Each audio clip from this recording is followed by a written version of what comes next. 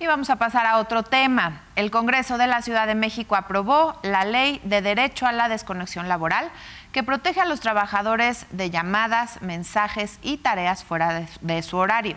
Y aunque a nivel federal este derecho ya existía desde 2021, solo aplicaba al teletrabajo. Ahora en la Ciudad de México se extiende a todos los empleados y esta medida busca garantizar el descanso, la vida personal y familiar y combatir lo que legisladores califican como esclavitud moderna derivada del uso excesivo de dispositivos generales. Para hablar de ello, le agradezco muchísimo su presencia al doctor Joaquín Eduardo Olivas Ramos, profesor, investigador de la Facultad de Psicología de la UPAEP. Bienvenido, doctor, muy buenas tardes. Gracias, un gusto estar, Sandra, contigo y tu audiencia para platicar de este tema.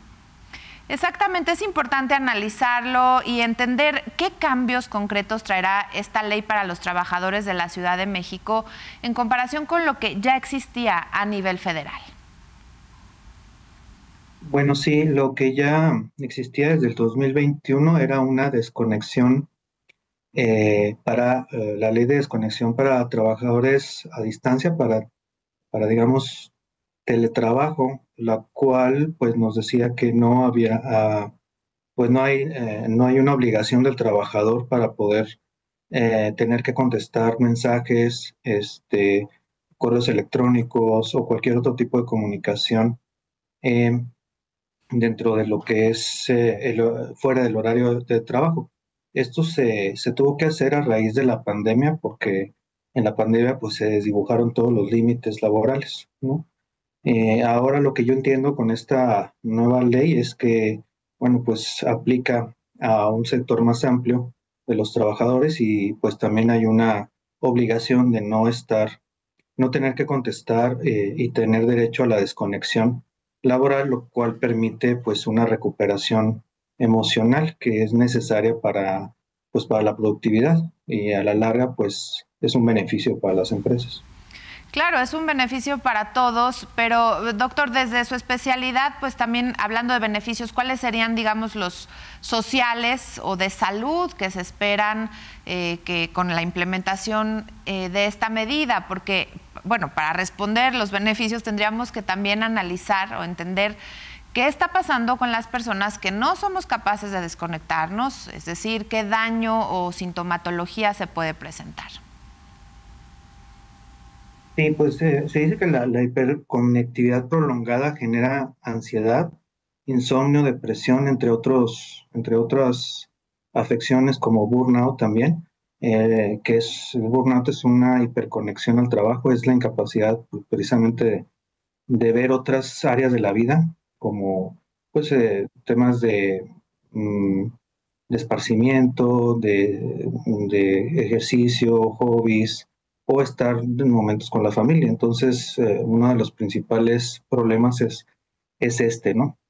Ahora también otra situación que esto le afecta a las empresas es que los trabajadores que no se desconectan, eh, en donde hay lugares en donde incluso no se regula esto, aumenta alrededor del 30%, de acuerdo a un estudio de Van den Abel de 2024, hasta un 30% más alto el nivel de estrés y depresión laboral.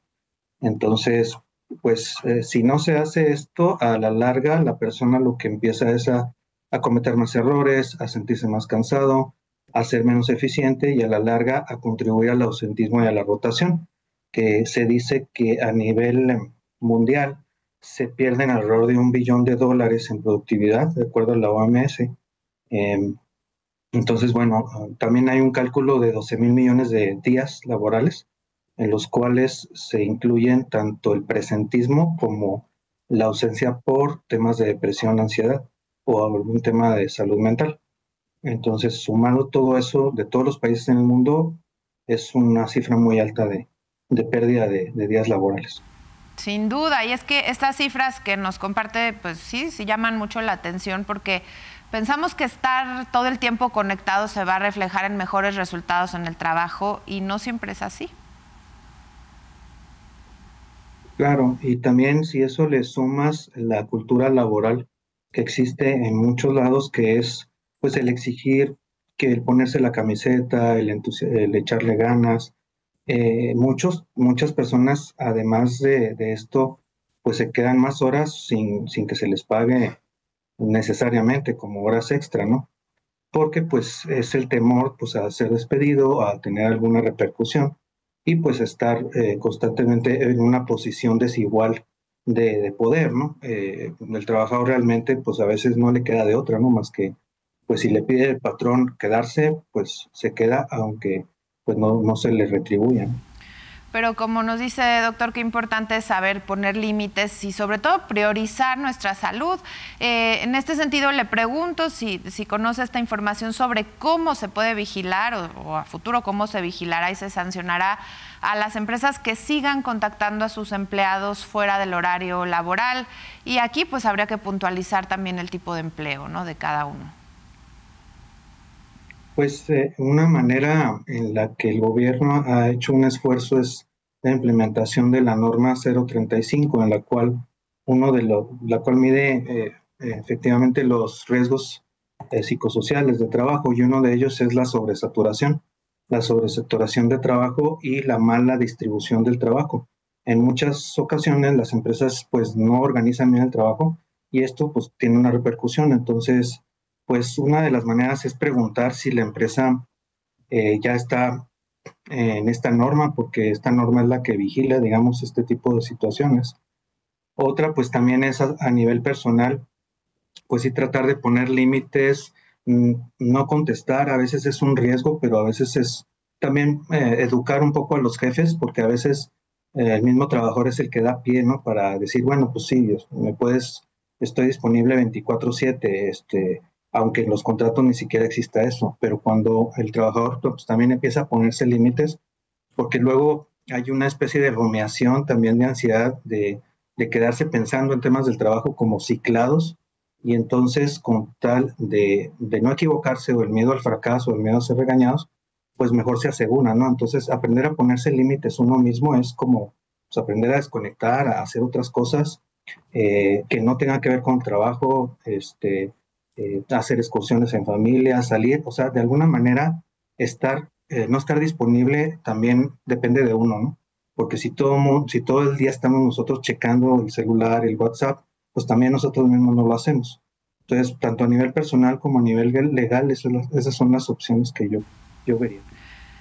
Es que esto que nos dice es muy importante justo para poder poner límites nosotros mismos, porque estaba yo pensando que probablemente muchas de las personas de nuestro público son trabajadores independientes, son los jefes o son sus propios jefes en el negocio y estamos todo el tiempo conectados con la idea pues de estar trabajando y creemos que esto es lo mejor, o sea, es decir, nadie nos lo impone, nosotros mismos nos perdemos de momentos de convivencia o de descanso por no autorregularnos o por no saber cómo hacerlo también.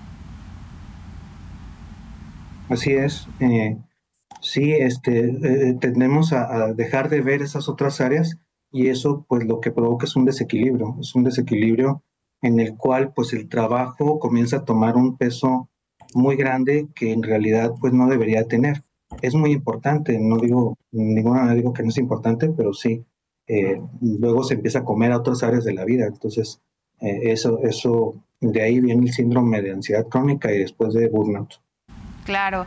Y bueno, por último, doctor, le preguntaría cómo está, si esta reforma que hoy es local se puede convertir en un modelo para ampliar el derecho a la desconexión en todo el país. Pues yo esperaría que sí, para que este esfuerzo, pues que se logre medir incluso con algunos indicadores. Hay algunos estudios que ha hecho Gallup, por ejemplo, en el 2023, que demuestra que los trabajadores descansados aumentan en alrededor de un 22% su productividad, o sea, son más eficientes. Entonces es como, digamos, darle mantenimiento, lo que se dice luego comúnmente como afilar el hacha, pues para recuperarse emocionalmente, físicamente, y esto, pues ojalá que se pueda replicar para pues aumentar la productividad que tanto necesitamos a nivel país, ¿no? Así es. Pues le agradezco mucho, doctor Joaquín Eduardo Olivas Ramos, profesor investigador de la Facultad de Psicología de la UPAEP, allá en Puebla. Muchísimas gracias y muy buenas tardes. Al contrario, Sandra, gracias por la invitación.